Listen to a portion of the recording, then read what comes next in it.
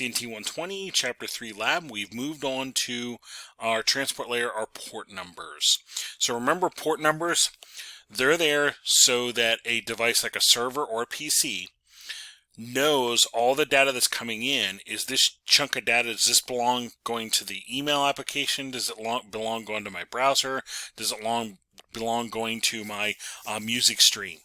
So to do that, it's going to, any piece of data is going to get, stamped with a port number so it knows what service, what application, what process running on my device does this chunk of data belong to.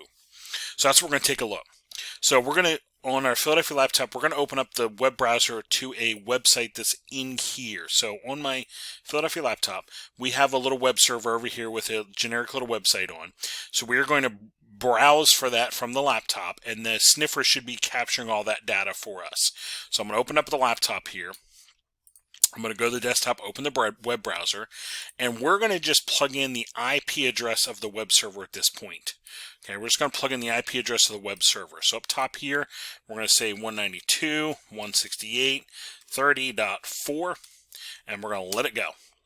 And it should pull up a web page for us, something about our CNT120 Chapter 3 Lab, and there's a nice little joke here for you. You might want to read that. There might be a good laugh in that one.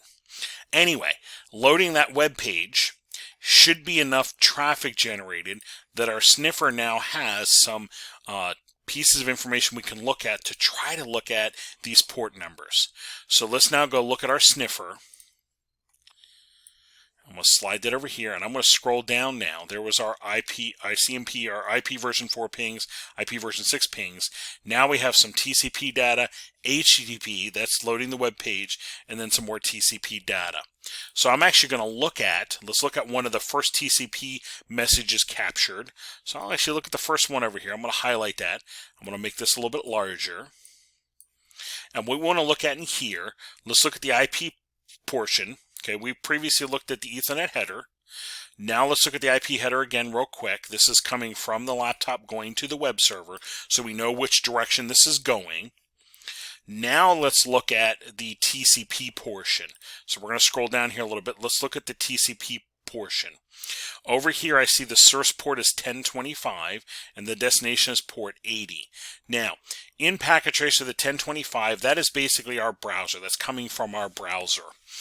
In real life, that port number would be a lot higher, up in the 50,000 range, if you will.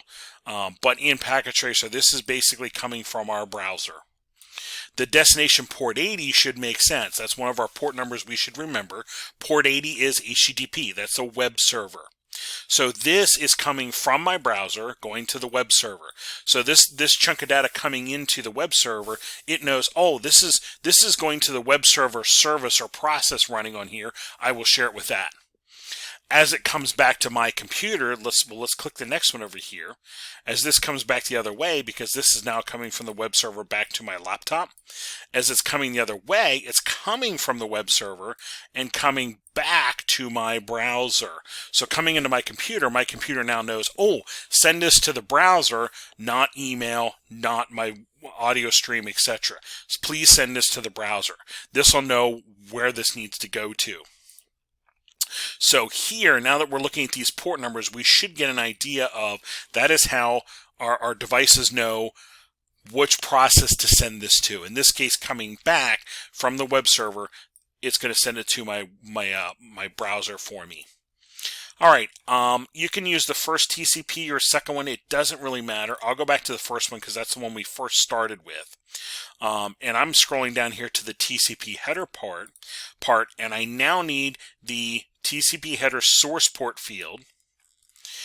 So I'm going to go to my text file over here, and I'll come down here to, this is layer 4 now. We're looking at TCP port numbers. So I need my source TCP header source port field, and I need the TCP header destination port field. So my source port on this one was coming from my browser, so it was this here, source port 1025. I'll copy that. If yours is 1026, 1027, that's okay. These are essentially dynamically assigned. the destination port on mine is 80. Well, as you're talking to the web server, yours had better be 80. And again, if you click the next one in line, the source port might be 80 on yours and destination might be the browser. That's fine. It's okay if they're flip-flopped. But I should see this port 80 in here somewhere. If I don't, start looking at your header fields more carefully and what you have selected over here. That does make a difference. Okay, now that I have that, there is my layer 4. There's looking at some of my port numbers. We'll come back in the next section looking at our domain names.